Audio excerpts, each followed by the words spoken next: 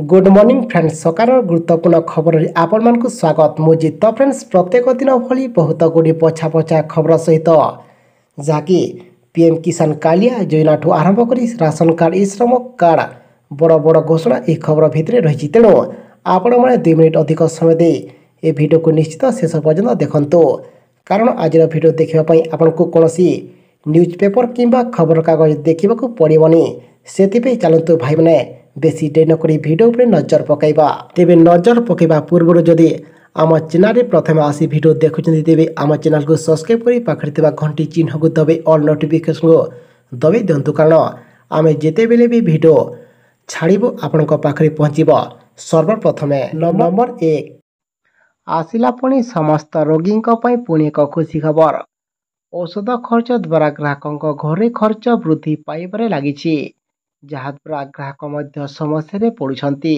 मात्र ग्राहकों आसी भी खुशी खबर से मासिक खर्च ह्रास पाइबा वास्तव में कोटी कोटी लोक आश्वस्ति प्रदान कर सरकार किछि अत्यावश्यक औषधर दर ह्रास करिसेंति।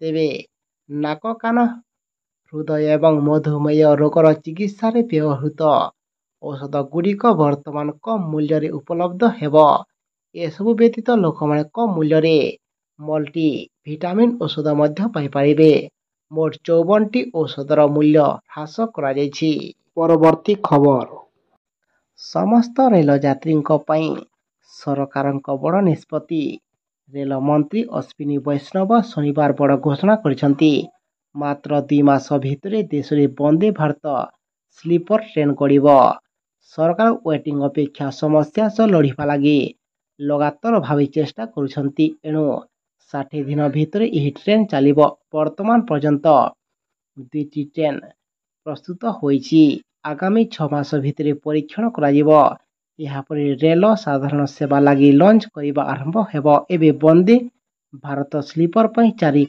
कोचर एवं एक बेसिक ट्रेन प्रस्तुत करा जायछि।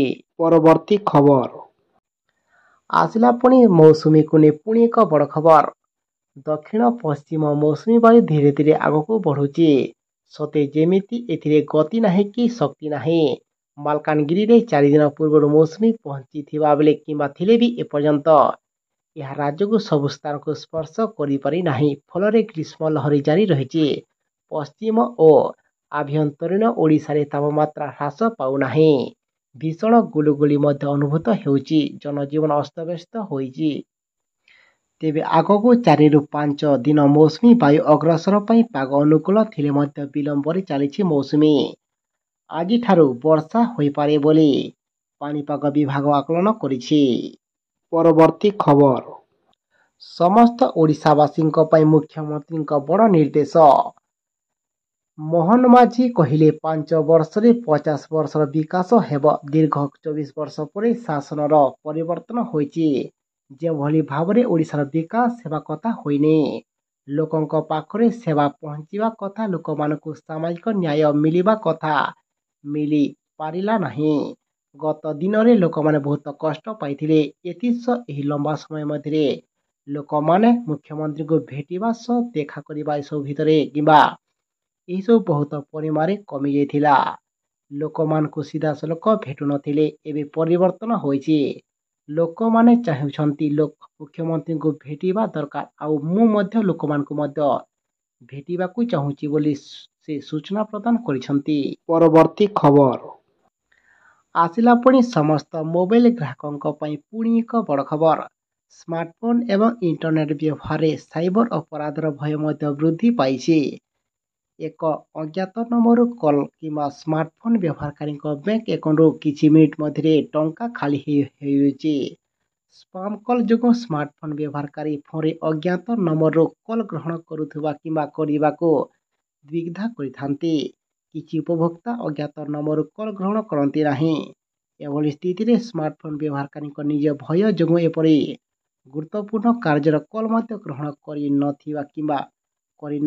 कर समस्या उपुजिछि।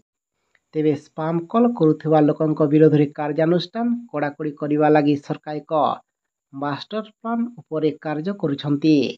कलिंग नाम उपस्थापना संबंध में ଗତ କିଛି ଦିନ ହେବ ଖବର ଚର୍ଚ୍ଚାରେ ରହିଛି। ଏହି କ୍ରମର ସବିଶେଷ ଅପଡେଟ୍ ଅନୁଯାୟୀ ଟେଲିକମ୍ କମ୍ପାନୀଗୁଡ଼ିକ କଲିଂ ନାମ ଉପସ୍ଥାପନା ପ୍ରୋଗ୍ରାମ ପରୀକ୍ଷା କରିବା ଆରମ୍ଭ କରିଛନ୍ତି, ଯାହାକି ଏଥିରେ ଯଥାଶୀଘ୍ର ଏହି କାର୍ଯ୍ୟକ୍ରମର ପରୀକ୍ଷା ଦେଶର ଅନ୍ୟ ସହରରେ ମଧ୍ୟ ଆରମ୍ଭ କରାଯିବ ଏବଂ କଲ୍ କରିଥିବା ବ୍ୟକ୍ତିଙ୍କ ନାମ ଫୋନ୍ ସ୍କ୍ରିନ୍ରେ ଦୃଶ୍ୟମାନ ହେବ।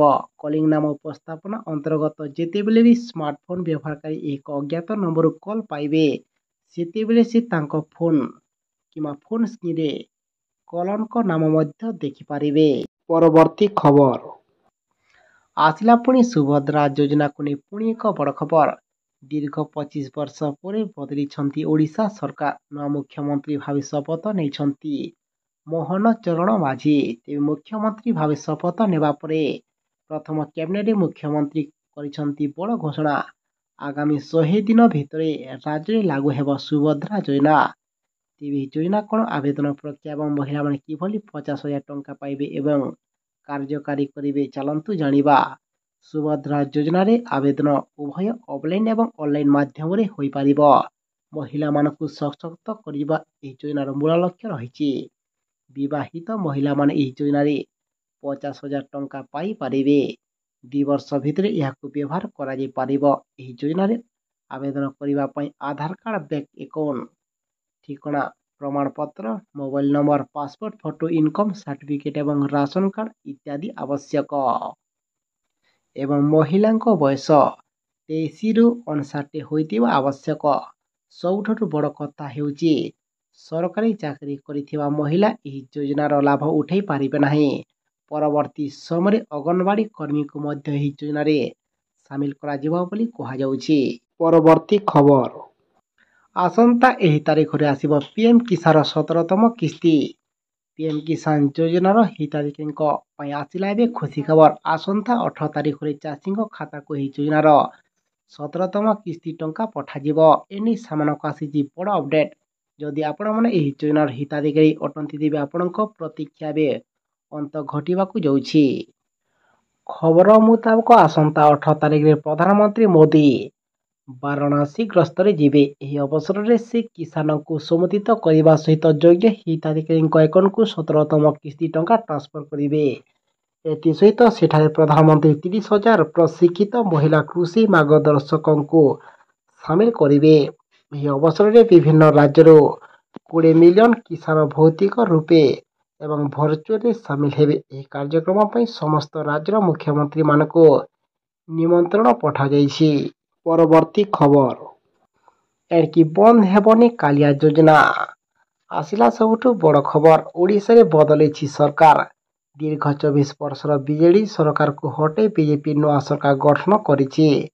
ନୂଆ ମୁଖ୍ୟମନ୍ତ୍ରୀ ଭାବେ ଦାୟିତ୍ୱ ନେଇ ବେଶ୍ ଆକ୍ଟିଭ ମୋହନ ଚରଣ ମାଝୀ। ନୂଆ ସରକାର ଆସୁ ଆସୁ ଗୋଟେ ପରେ ଗୋଟେ ଘୋଷଣା କରିବାରେ ଲାଗିଛି ବିଜେପି ସରକାର। ରାଜ୍ୟରେ ଚାଲୁଥିବା 5T ଏବଂ ମୋ ସରକାରଙ୍କୁ ହଟାଇବା ନିର୍ଦ୍ଦେଶ ପରେ ଏବେ ଅନ୍ୟ ଯୋଜନାକୁ ନେଇ ଦ୍ୱନ୍ଦ୍ୱ ସୃଷ୍ଟି ହୋଇଛି। ଏହାରି ଭିତରେ ରାଜ୍ୟରେ ପୂର୍ବରୁ ବିଜେଡି ସରକାର ଆରମ୍ଭ କରିଥିବା କାଳିଆ ଯୋଜନାକୁ ନେଇ ଏବେ ବଡ଼ ଖବର ସାମନାକୁ ଆସିଛି। କାଳିଆ ଯୋଜନା ବନ୍ଦ ହେବ କି ନା ଚାଲୁ ରହିବ, ତାକୁ ନେଇ ଲୋକଙ୍କ ମନରେ ଏବେ ଦ୍ୱନ୍ଦ୍ୱ ରହିଛି। ତେବେ ଏହାରି ଭିତରେ କାଳିଆ ଯୋଜନାକୁ ନେଇ ବଡ଼ ବୟାନ ଦେଇଛନ୍ତି ନୂଆ ଉପମୁଖ୍ୟମନ୍ତ୍ରୀ ତଥା କୃଷି ମନ୍ତ୍ରୀ କନକବର୍ଦ୍ଧନ ସିଂଦେଓ। ଏକ ଜାତୀୟ ଗଣମାଧ୍ୟମ ଏଜେନ୍ସି ଆନିକୁ ପ୍ରତିକ୍ରିୟା ଦେଇ କହିଛନ୍ତି ଯେ କାଳିଆ ଯୋଜନା ବନ୍ଦ ହେବ କି ନାହିଁ ସେ କହିଛନ୍ତି, ଯାହାକି କାଳିଆ ଯୋଜନା ପୁଣି ଏଥିରେ ଚାଲୁ ରହିବ ବୋଲି ସେ ସୂଚନା ପ୍ରଦାନ କରିଛନ୍ତି ଏବଂ ଯଥାଶୀଘ୍ର ଏହି ଯୋଜନାକୁ ନେଇ ପରବର୍ତ୍ତୀ କିସ୍ତି ଟଙ୍କା ମିଳିବା ନେଇ ସେ ସୂଚନା ପ୍ରଦାନ କରିଛନ୍ତି। ପରବର୍ତ୍ତୀ ଖବର ମୂଷା ଏବଂ ଚୁଚୁନ୍ଦ୍ରା ଠାରୁ ବ୍ୟାପୁଛି ଭୟଙ୍କର ରୋଗ। ଦେଶର ଅନ୍ନଦାତାଙ୍କୁ ଫସଲ ବୁଣିବା ଠାରୁ ଆରମ୍ଭ କରି ଫସଲ କାଟିବା ପର୍ଯ୍ୟନ୍ତ ବହୁତ ସମସ୍ୟାର ସାମ୍ନା କରିବାକୁ ପଡ଼ିଥାଏ। ଏଥିରେ ପାଣିପାଗର ପ୍ରଭାବ ସହିତ ଆର୍ଥିକ ସମସ୍ୟା ବି ସାମିଲ ରହିଛି। ମୂଷା ଏବଂ ଚୁଚୁନ୍ଦ୍ରା ଠାରୁ ବ୍ୟାପୁଥିବା ରୋଗ ବି କୃଷକଙ୍କ ଲାଗି ବଡ଼ ସମସ୍ୟା ପାଲଟିଥାଏ।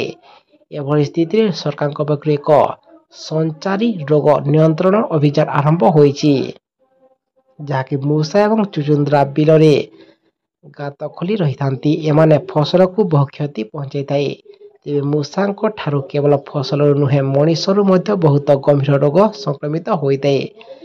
ଏ ପରିସ୍ଥିତିରେ କୃଷକ ଏବଂ ଫସଲକୁ ରୋଗରୁ ରକ୍ଷା କରିବା ପାଇଁ କୃଷକ ବିଭାଗ ଆଡଭାଇଜରି ଜାରି କରାଯାଇଛି। ସରକାର ଅପ୍ରେଲ 1ରୁ 30 ଅପ୍ରେଲ ପର୍ଯ୍ୟନ୍ତ ସଞ୍ଚାରୀ ରୋଗ ନିୟନ୍ତ୍ରଣ ଅଭିଯାନ ଚଳାଇବାକୁ ନିଷ୍ପତ୍ତି ନେଇଛନ୍ତି।